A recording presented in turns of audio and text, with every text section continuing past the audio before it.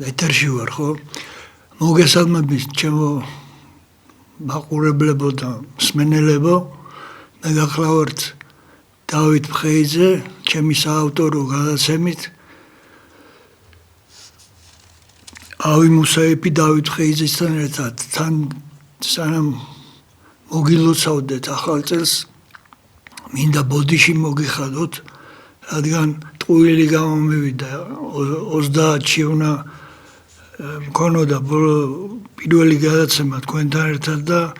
ვერ შევძელი, იმიტომ რომ რა ვიცი, ღორის გრიპი თუ რაღაცა ჯანდაბა დამემართა და დღეს ესე გამოდის, რომ დღეს იწყება ჩემი ახალი წელიწადი ტელევიზიაში.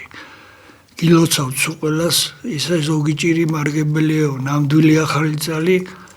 ეხლა არის, დღეს წესით არის ძველი სტილით 31 დეკემბერი. ამაღამ დგება ნამდვილი ახალი წელი, ის ხლისტების ახალი წელი. ხლისტებს ვეძახი მე, ვისაც როგორ უნდა ისე გაიგოს, არა მართლმადიდებელ აი ჭყიპინა ოპოზიციას ქუჩები რო აკლებულიყავთ. უნდა გამოგიტყდეთ, რომ ძალიან დიდი თავსახტეხის წინაშე აღმოჩნდი. ამ ხრის მანძილზე ისე იცვლებოდა ყოველდღიურად ეს გეოპოლიტიკური ვითარება მსოფლიოში, რომ არ ვიცოდი ჩანიშნული მაქვს ახლა რითი უნდა დამეწყო, თავარი რა უნდა გამომერჩია, გვესაუბრა ერთად, მაგრამ არ გამოვიდა ბოლოს ყველაფერი იქამდე მივიდა, რომ მოკლედ თუ ვიტყვით, მსოფლიოში თამაშის წესები, ესე ეგრეთ წოდებული პოლიტიკური თამაშის წესები აღარ არსებობს. მას შემდეგ, რაც ამერიკის შეერთებულმა შტატებმა ყაჩაღური თავდასხმით,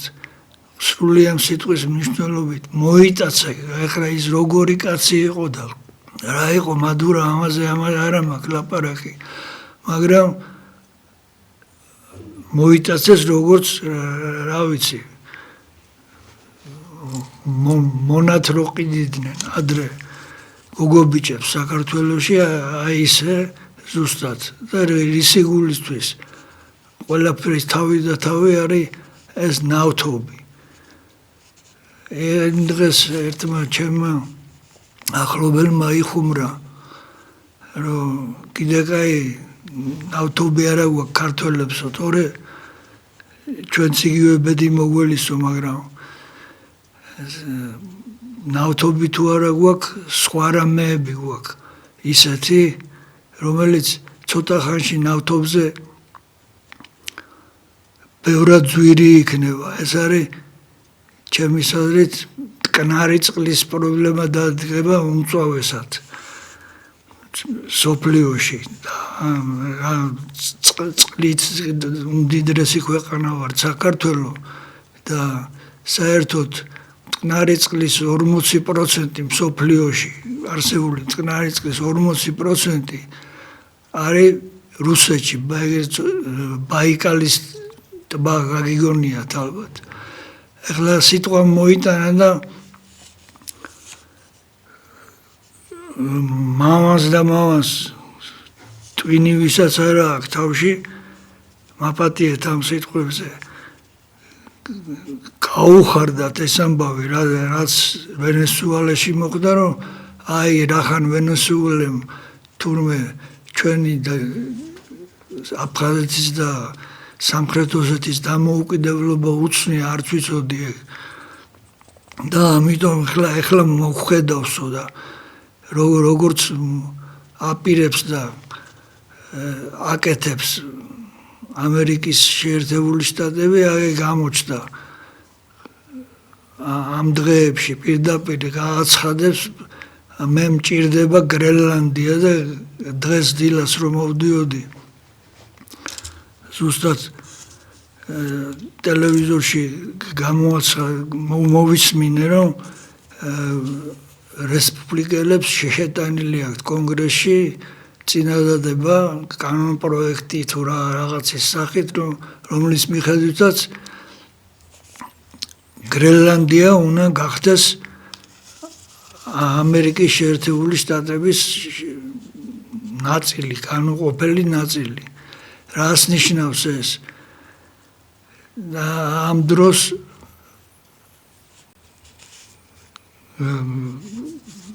იმედის სხივით წავაწყდი შემთხვევით ესეთი ვინმე არის ემანუელ ტოტი თუ გაგიგიათ შემთხვევით გადავაწყდი მას იმაში YouTube-ში რომელმაც ამ კაცმა ახალგაზრდობაში ბავშვობაში თითქმის ბავშვობაში რა გასული საუკუნის 70-იან წლებში როცა საბჭოთა კავშირი ძლიერების მწვერვალზე იყო სამხედრო ძლიერება მხედველობაში პირველ რიგში ივარაუდა და განაცხადა რომ საბჭოთა კავშირი დაიშლებოდა 15 წელიწადში ეს იმ დროს იმ პერიოდში სასაცილოდ არავის ეყო და სერიოზულად არავინ არ აღიქვა მაგრამ ეს არ იყო ამ კაცის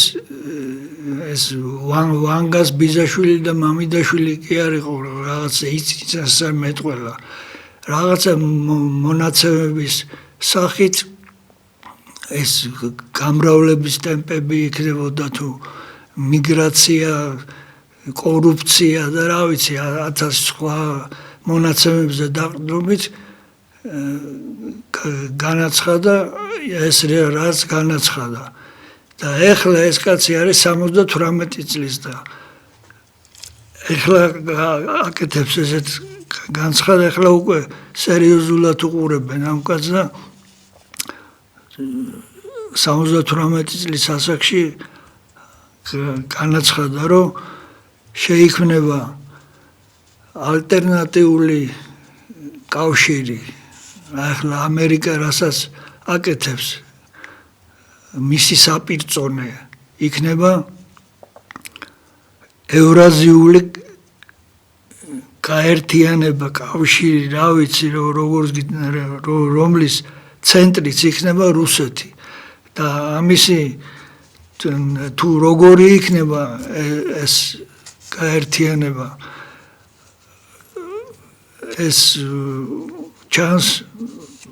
რუსეთისა და ბელორუსიის მაგალითზე ახლა ესე არ იქნება მთლიანად მთელი მსოფლიოს მასშტაბით მაგრამ ობიექტური მონაცემები და როგორც ეს კაცი წერს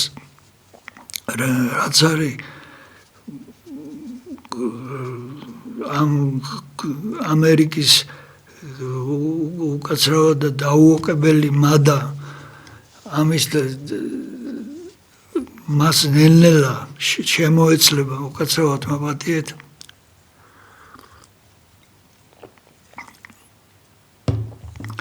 ევროკავშირის ქვეყნები ევროკავშირი ხო საერთოდ არ არსებობს უკვე ქაღალდზე თვითონაც აღარ ჯერათ რომ არსებობს და მოხდება ესეთი სახის გაერთიანება რომლის ცენტრი იქნება რუსეთი და ამ დროს ჩვენ რას ვაკეთებთ ყველაზე დიდი დიასპორა ქართველებს ყავს რუსეთში ოფიციალური მონაცემებით 800,000 ქართველი ცხოვრობს და თან მუშაობს ისე კი არ არის რომ როგორც ახლა უკაცრავად და ღამის ქოთნების გასატანად დადიან ევროპის თუ ამერიკის ქვეყნებში ქართველები არამედ ღირსეულად ცხოვრობენ და პირველ ადგილზეა რუსეთი ამ საქართველოში გადმორიცხული თანხების მიხედვით და ამ ყველაფრის ფონზე ქართულ ოცნებას გაცხადებული აქვს, რომ იგი თურმე მანამდე არ დაამყარებს რუსეთთან დიპლომატიურ კავშირებს, ანუ საელჩოებს, მანამდე არ გავხსნითო, სანამ რუსეთი ოკუპირებული ტერიტორიებიდან, აფხაზეთიდან და ცხინვალიდან ჯარებს არ გაიყვანს. ამაზე მეტი იდიოტიზმი გაგონილა ახლა ბავშვსაც რო კითხო უბრალოდ ისიც გეტყვის, რომ რუსეთის გარეშე აფხაზეთის და ცხინვალის პრობლემის მოგვარება შეუძლებელია და ეს ახლა არ იციან ქართულ ოცნებაში, რა ვიცი, ახლა თუ ასეთი გონება ჩლუგები არიან, შეეკითხო სხვა იმათ, ვისაც ესმის ეს გეოპოლიტიკა და აღმოაჩენენ, რომ რუსეთი არის ერთადერთი შველა ქართველი ერის თუ გნებავთ, ეს აი როგორც დღევანდელ ვითარებას ვადარებ ერეკლე მეორის დროინდელ საქართველოს ვითარებას, როდესაც მოსახლეობის რაოდენობა 650-700 იყო. აქედან 53% იყო მხოლოდ ქართველი და რუსეთთან რა ექნა იმ საწყალ ერეკლეს, ეხლა რომ მოღალატეთ რაცხავენ, აქეთ ერთი ვეშაპი იყო სპარსეთი, იქიდან ოსმალეთი. და იმ პერიოდში ერთადერთი სწორი გადაწყვეტილება მიიღო, რომ რუსეთთან გააფორმა ის ეგრეთ წოდებული გიორგიევსკი ტრაქტატი. მართალია, ეს ტრაქტატის პირობები არ დაიცვეს რუსებმა, მაგრამ იმისი არ იყოს რა უფრო მეტი იყო რუსეთთან შეერთებით, რუსეთმა რო ანექსია უყო საქართველოს, პლუსი უფრო მეტი იყო თუ მინუსი. ამის შესახებ დიდმა ილიამ თავის დროზე წერილი ბრწყინვალე პუბლიცისტური წერილი გამოაქვეყნა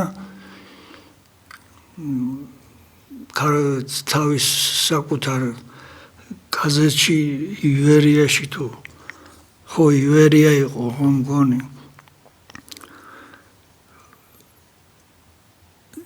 და აღმოაჩინა ახლა რუსეთზე რო წავა ლაპარაკი ეგრევე იმას გეუბნებიან, რომ აი ფრესკები რო გაათეთრა და ავტოკეფალია გაგვიუქმეს და ამდენი აჯანყები, კი ყველაფერი ეს სიმართლე იყო, მაგრამ სამაგიეროდ ქართველი ერი ფიზიკურ განადგურებას გადაურჩა და უკვე რუსეთის იმპერიაში ჩატარებული აღწერის დროს მე-19 საუკუნის ბოლოს ქართველების რაოდენობა მარტო ქართველების, ეთნიკურად ქართველების იყო მილიონ ადამიანზე მეტი. იგივე პარალელის გავლება შეიძლება ჩინეთთან მაგალითად. მაო ძედუნის სიკვდილის შემდეგ ჩინეთი იყო, რა ვიცი, უღარიბესი და ყველანაირად ჩამორჩენილი ქვეყანა, მაგრამ გაატარეს სწორი პოლიტიკა და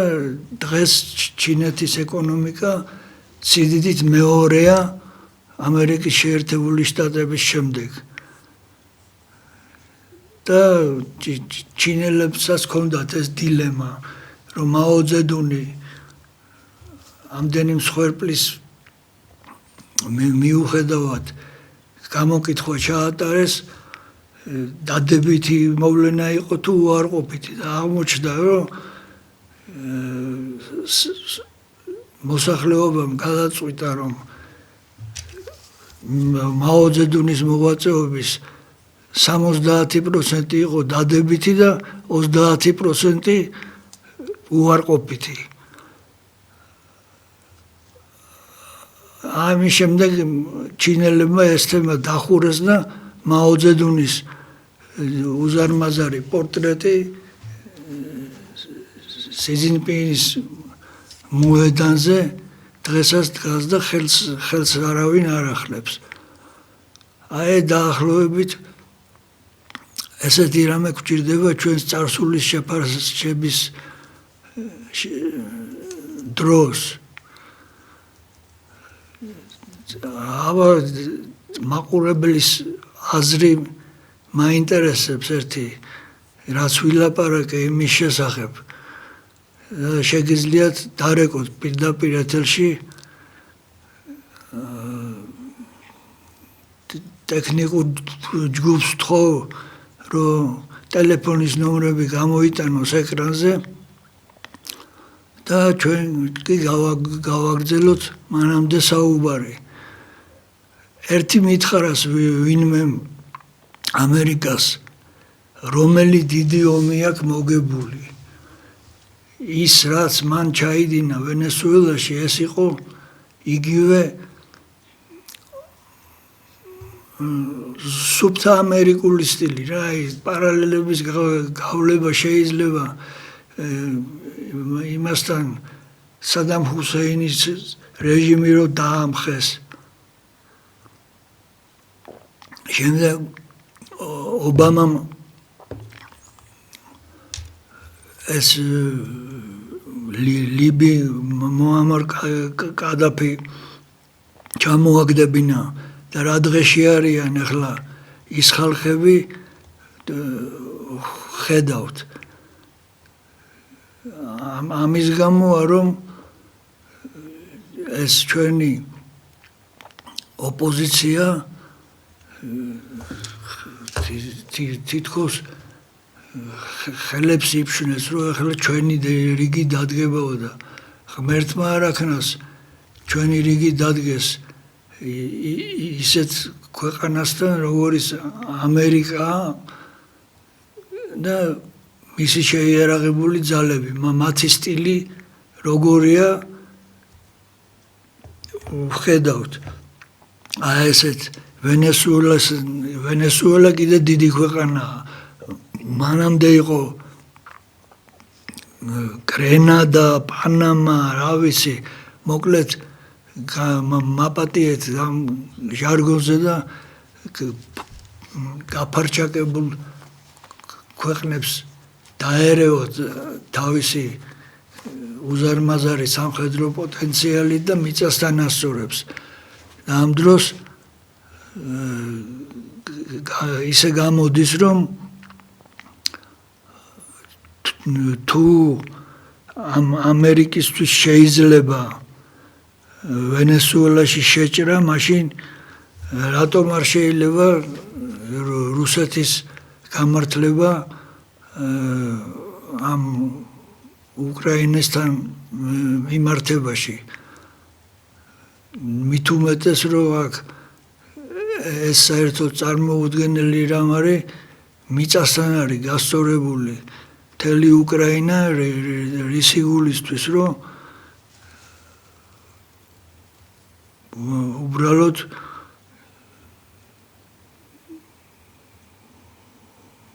უკაცრავად სიტყვა გამექცო ხო რომ მისი საკუთარი ფასეულობები დაემკვიდრებინათ უკრაინის ხელით. ეს ტრამპამდე იყო ეს ამბავი და ტრამპი როგორც კი მოვიდა ხელისუფლებაში ერთადერთი რაც გააკეთა ეს გამოაცხადა რომ ქალი ქალია და კაცი კაცი და ამითი მაპატია ჟარგონზე და დაგვაბას უყველა და ეხლა რეებს აკეთებს ძალიან კარგად ჩანს. არა და ჩემზე მე 70 წელს მიხსეული კაცი ვარ და ჩემზე მაგარი ამერიკანისტი არ ვიცი, ძნელად წარმოსადგენია ახალგაზრდობაში. აი ზარია პირველი ეთერში გილოცავთ დამდეგ შობა ახალწელს ისაუბრეთ თქვენ პირდაპირ ეთერში ხართ. გამარჯობათ, მოგესალმებით, მე გილოცავთ შობა ახალწელს და მრავალს დაეწარით. მადლობთ. ყველაფერს მართალს განმარტავთ, ჩემო კარგო. რომ რუსეთი არ ყოფილიყო, დღეს საქართველოს არ იქნებოდა და სწორედ ერეკლე მეფემ მიიღო ეს გადაწყვეტილება. და ძალიან ბევრი ადანაშაულებს დღეს, აი ეს ჩვენი ვაი პოლიტიკოსები და სხვათა შორის ძალიან ბევრი დღევანდელ წყობილებას ბოლშევიკურს უძახებს და ანუ დღეს არის მენშევიკური წყობილება. მენშევიკები ხარ მთავრობაში, ბიზნესში და თავადაზნაურები არიან გამეთებული საქართველოში და ძალიან ბევრი ამბობენ რომ აი დღეს ბოლშევიკები არიანო. როგორი ბოლშევიკები არიან ესენი კაცო? მე მახსოვს ჩემი ბავშვობა რომ კომუნისტების დროს იყო დიადი ბავშვობა, არაჩვეულებრივი ცხოვრება, გიდა განათლების სისტემა ავიღოთ, გიდა ჯანმრთელობის მხრივ ავიღოთ, ყველაფერი უფასო იყო. რა თქმა უნდა, თანდათან შემდეგ განვითარდებოდა ტექნოლოგიები და უკეთესი გზისაკენ წავიდოდით, რომ არ დაენგრიათ ეს საბჭოთა კავშირი, მაგრამ დაანგრიეს და მოსწეს ყველაფერი. ეხლა რაც შეეხება, მინდა ორი სიტყვა თქვა მასთან დაკავშირებით, რომ თუ კი მართლა ტრამპს იმის უფლება, რომ თავისი ნებაყოფლობით დაიპყროს მან თავისი მეზობელი ქვეყნის პრეზიდენტები, მოიტაცოს და წაიყვანოს თავის ამერიკაში,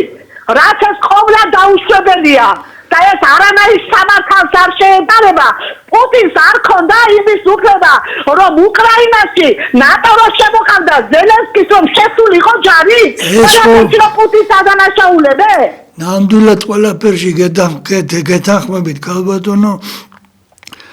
ეს პრაქტიკულად უკრაინელები და რუსები პრაქტიკულად ერთი ხალხია, მაგაზე ახლო ნათესაური კავშირი ჩვენ აფხაზებთან არა გვაქვს, როგორც რუსებს და უკრაინელებს აქვს და ამიტომ არის ზუსტად რომ აი რომ ეს ომი რომ გაჭიანურდა რომ ამას რო ვიძახი ზოგს ასაცილოთ არ ყოფნის რომ ახლა სპეციალურად აკეთებენ რუსები ამას აჭიანურებენ კი არ აჭიანურებენ უფრთხილდებიან იმ საწყალ ჯარისკენ თავისიანებსაც და მოწინააღმდეგეებისას რომ ბოლო ეს ომი როცა იქნება დამთავრდება და რუსეთი უკვე ისეთ მადაზე მოვიდა რომ აგერ უკვე გუშინ თუ გუშინ წინ ზუსტად ის საშინელი იარაღი გამოიყენა არეშნიკი რო ქვია და ეს უბრალოდ იმის ძალის დემონსტრაცია კი არ იყო მხოლოდ არამედ გაფრთხილება იყო რომ საფრანგეთი და ინგლისი აპირებენ აცხადებენ ყოველ შემთხვევაში დღეს რომ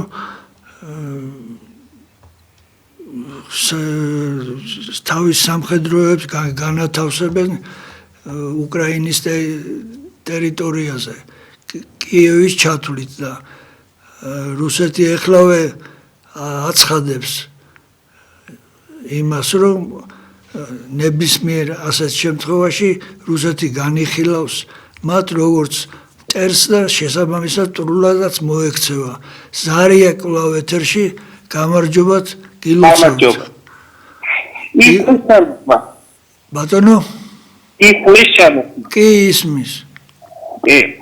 მე მინდა ეთნიკურად თავსნა. დღეს გადაიმოჩი ქართულოსნებს. ან ცუდად ისმის რა იგი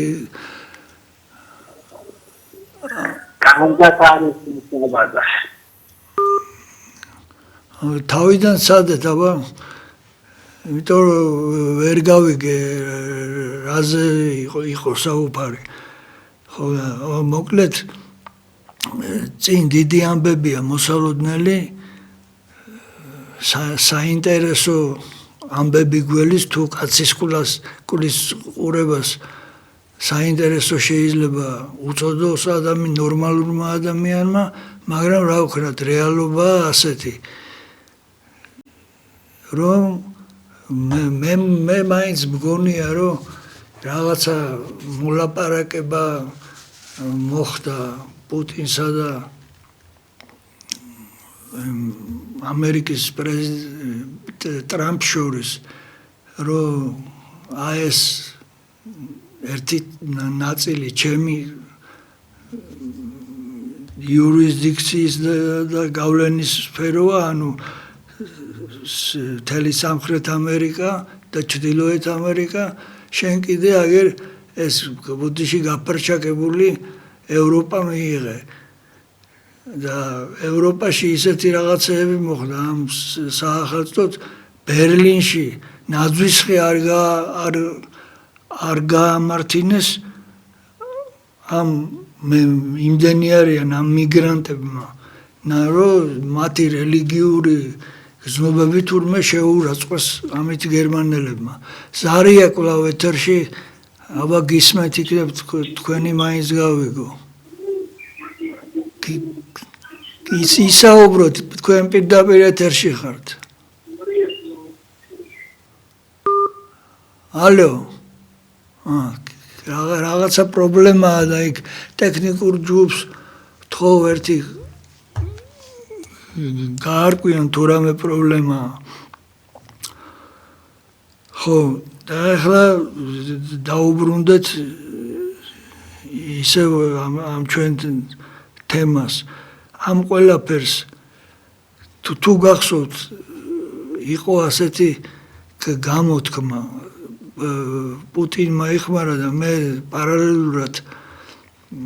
პუბლიცისტი ვარ გაზეთ საქართველოს და მსოფლიოს პოლიტიკური მიმომხილველი. იყო ასეთი გაზეთი, მაგრამ როგორც ბევრი სხვა რამე ოცნება მესაც მოახშო. იქ ვიხმარე სიტყვა სუვერენული დემოკრატია. ანუ რა შინაარსიდევს ამაში? ყველა ქვეყანას ერთი საზომით ვერ გაზომავ. რაც ერთისთვის მისაღებია და წმინდა, მეორესთვის შეიძლება მიუღებელი იყოს. ხო და აი თუნდაც ამიტომ რომ ერთი მხრივ ჩვენი ხელისუფლება აცხადებს, რომ აი ეკლესია და აი სარწმუნოება და მეტრანახევრიანი სანთლები უჭირავთ ეკლესიებში, რომ რამე ღონისძიებები, ესე იგი ვისთან უნდა კონდეს კავშირი, თუ არა რუსეთთან, რუსეთის უძლიერესი და უმდიდრესი მართლმადიდებლური ეკლესია. რუსეთის ეკლესია რო არ იყოს, მართლმადიდებლობა საერთოდ არ იარსებებდა, ან იარსებებდა, კი იარსებებდა, მაგრამ აი ესეთ დონეზე რაღაცა სექტის არა, მაგრამ მოკლედ ესეთი ავტორიტეტი არ ექნებოდა. ამათმა რაც გააკეთეს, ნაცები მყავს ხედელობაში, პირველი რაც გააკეთეს, ეკლესიას დაარტყეს. და ეს ფარული ბრძოლა ეხლაც გრძელდება ეკლესიის შიგნით. მე არ ვიცი ახლა რამდენად სიმართლეს ვამბობ მე, მაგრამ რამდენად არის ეს ჩვენი საქმე, მაგრამ ან როგორ არის მრევლი ვართ, ხო, ჩვენს უყველანი ყველაფერს იკეთესთან ერთად და ჩვენ ეკლესიაში შიგნითაც მოსაგვარებელია პრობლემები. მოკლედ მაპატიოს უწმინდესმა და უნეტარესმა და თუ კრეხელობას ვიტყვი ახლა სანამ დიდგორი იქნება ერთი რუის ურბნისი კიდე გვაქვს გასამართი ქართველებს ეს კარგია ყველაფერი მრავალათასიანი მსვლელობები რო ეწყობა ყოველ დღესასწაულებზე საეკლესიოზე მაგრამ მარტო ეს საკმარისი არ არის უნდა აღდგეს ევქარისტიული კავშირი და ძმობა რუსეთის ეკლესიასთან ზარია პირდაპირ ეთერში გისმენთ გამარჯობა ბატონო დავით გამარჯობათ დიდად მადლობელი ვარ მე თქვენი კარგი ქართველობისათვის გამდებული კაცი ხარ ვაჟკაცი კაცი ხარ სიმართლის მოყვარული შენი სამშობლოს მოყვარული დავით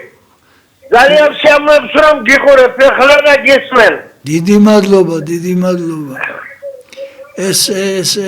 ერთადერთია რაც შემიძლია რომ გავაკეთო და თუ ამით რამეს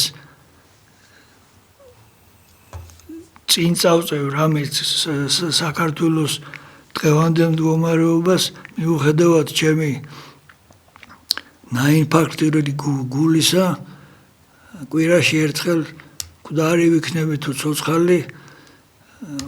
თქვენთან ერთად ვიქნები აქ ამავე სტუდიაში ამავე დროს ყოველ სამშაბათს 6:30-ზე აი ეს არის სწორედ ის რაც ვახსოვარ ალბათ ხალხს ჩემი გამოსვლებიდან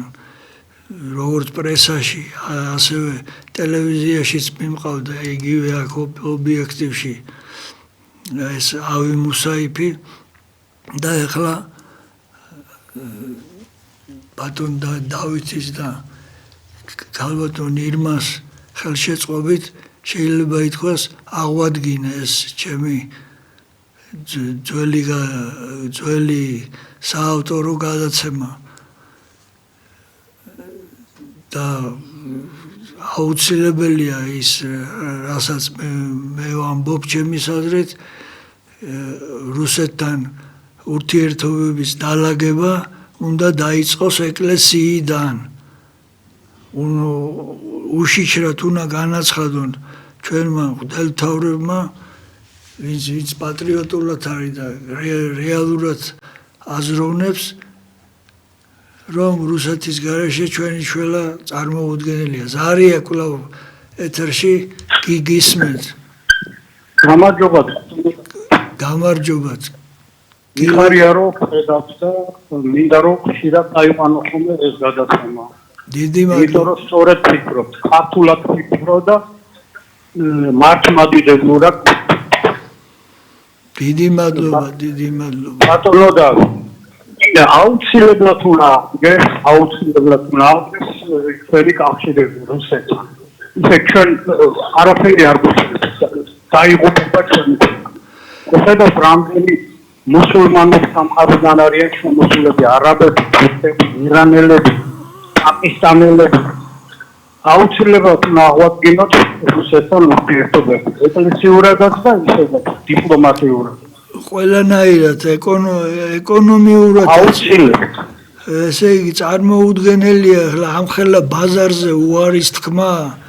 იმიტომ რომ იმას რაღაცა ვინ მიიყვანა საქმე იქამდე რომ აფხაზეთი და ცხინვალი ოკუპირებულია დღეს ისევ ამ რეგვენ სააკაშვილის მოღალატეობრივმა პოლიტიკამ და ეხლა ამის გამოსწორება ეგრე იოლად არ ხდება ერთ წუთში შეიძლება დაანგრიო რაც გინდა მაგრამ ერთ წუთში დაანგრეულს ვერ ააშენებ ამიტომ აი ეს მე მიმაჩნია რომ პირველ ეკლესიასთან ერთად აუცილებლად უნდა გაიხსნას აფხაზეთის რკინიგზის მონაკვეთი რომელიც საქართველოზე გადის მით უმეტეს ამის მსგავსი გამოცდილება ჩვენ გვაქვს, როდესაც ერგნეთის ბაზრობა გადახნა ამ იდიოტმა ოქრუაშვილმა იქ იყო პრაქტიკულად საყოფაცხოვრებო დონეზე მოგვარებული იყო ავტობუსები დადიოდნენ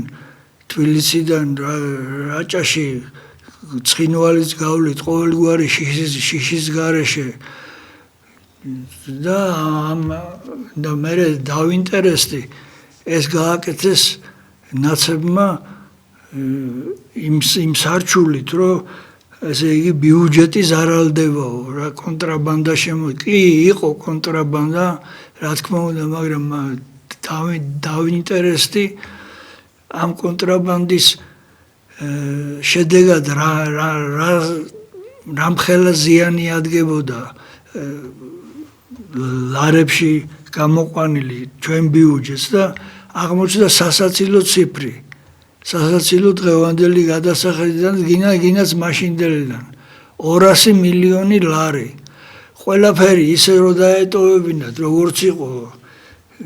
არადა შეიძლებოდა იქ რაღაცა რეგულაციები დაწესებულიყო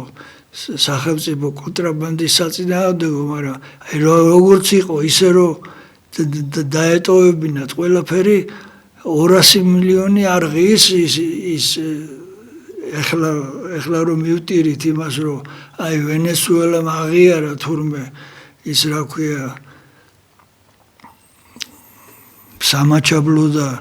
აფხაზეთი და ესე იგი ჩვენ იმათი მხარე უნდა დავიჭიროთ რა ქვია ჩვენ არავის მხარეც არ უნდა დავიჭიროთ ჩვენი გადარჩენის ფორმულა ყოველთვის იყო და მომავალშიც იქნება საჭირო დროს საჭირო ადგილზე ყოფნა აი რუსულად უფრო კარგად ჟღერს ეს გამოთქვა нужное время в нужном месте ასე იყო მთელი საუკუნეების განმავლობაში იმიტომ იყო ხან ირანს ვემხრობოდით ხან თურქეთს და ბოლოს ეს იწილო დაამთავრა კიდევ იძახი ერეკლემ ერთადერთი ბრძნული და სწორი გადაწყვეტილებით ეხლა ისევ რამხელა დონის ნაგლობა მაპატიეთ უნდა იყოს რომ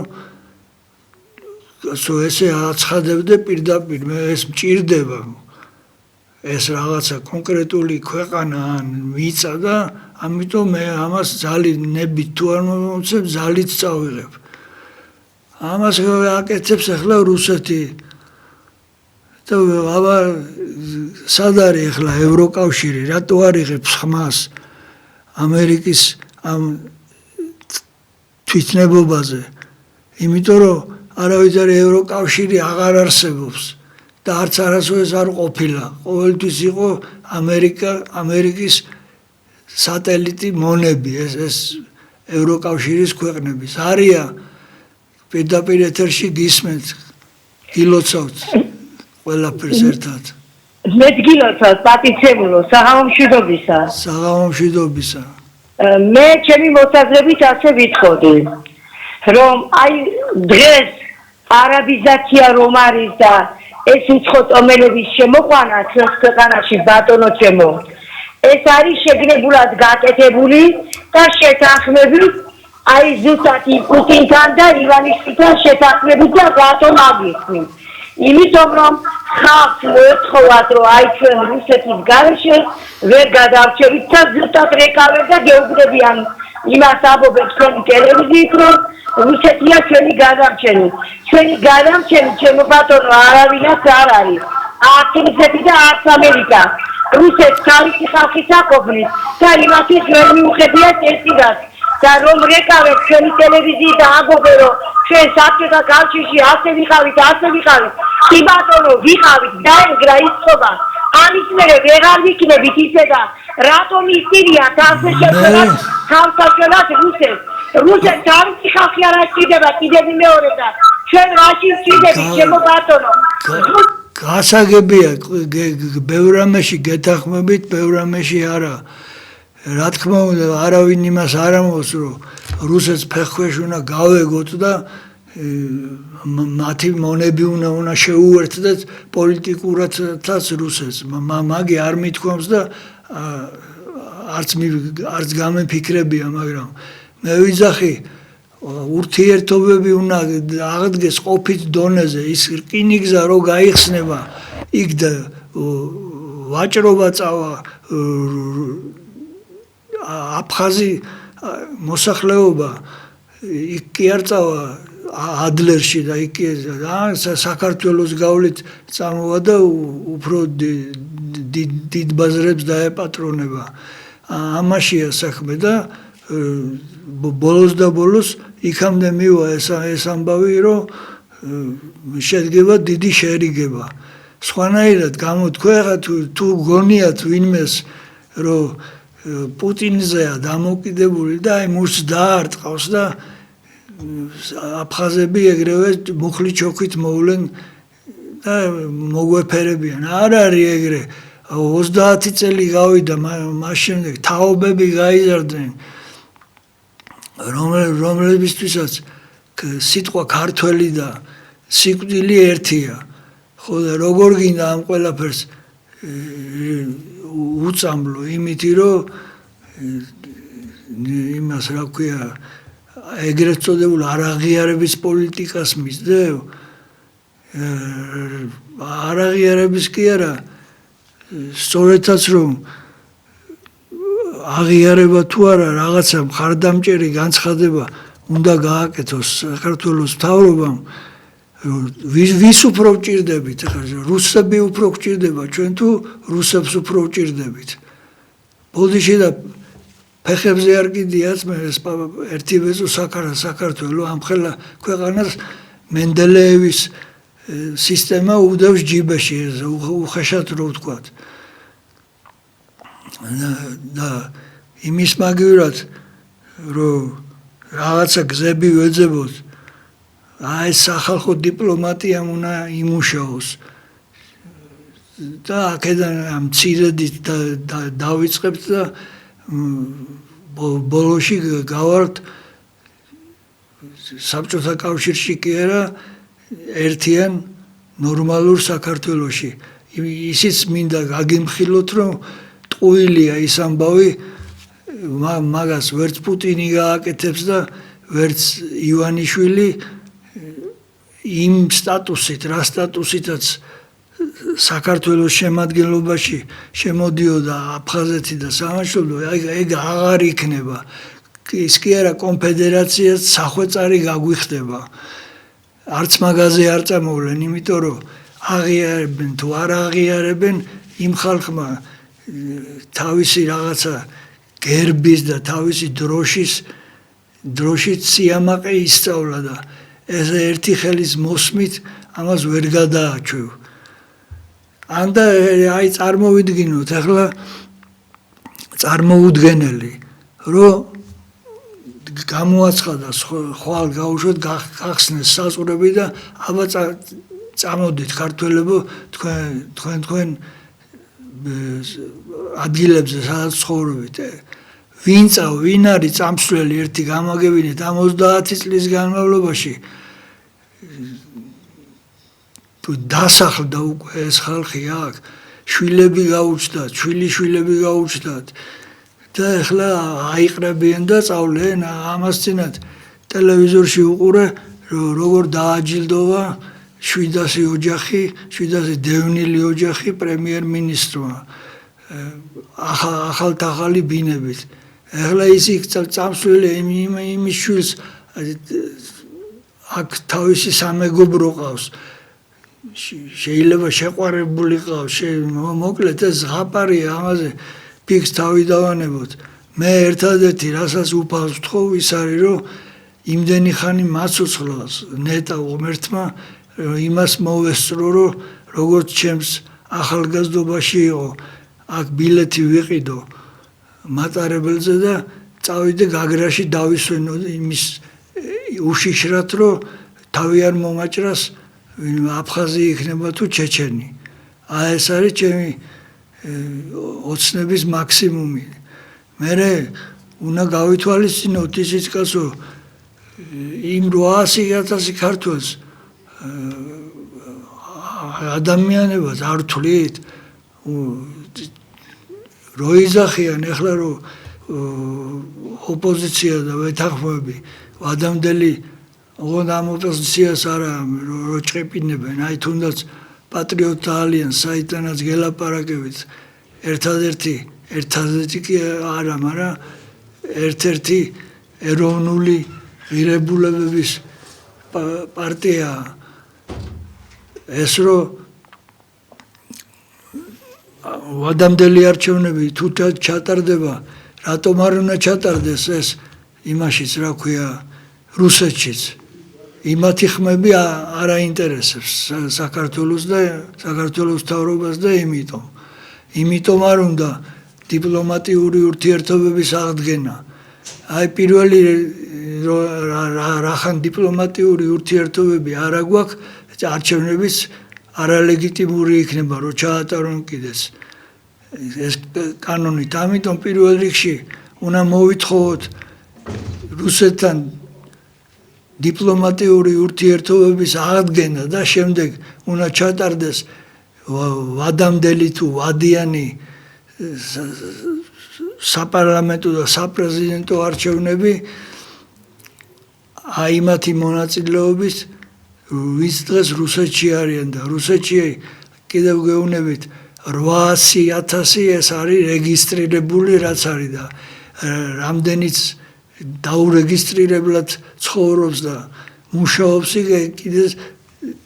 ცალკე თემაა აი ამაშია ჩემო მეგობრებო საქმე და იქით კი მიდის პროცესები რომ შეიქმნება ერთი დიდი გაერთიანება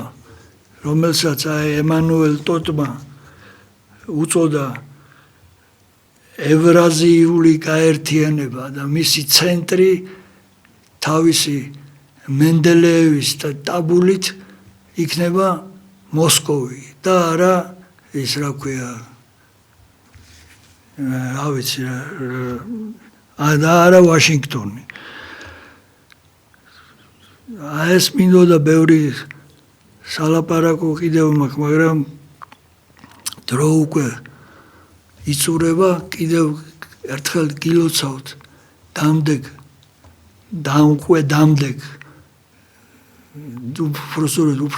უკვე დამდგარ შობას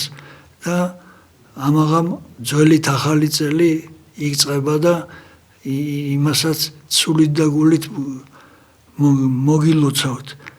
კარგად ვთანდებოდეთ მომავალ შეხვედრამდე,